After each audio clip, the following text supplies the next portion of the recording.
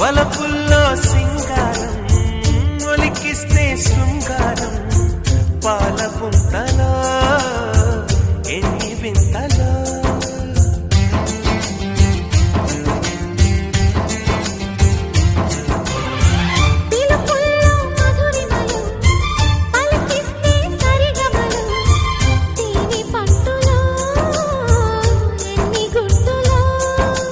వరవసలే చెరి సగమై పరిమళించు హృదయాలు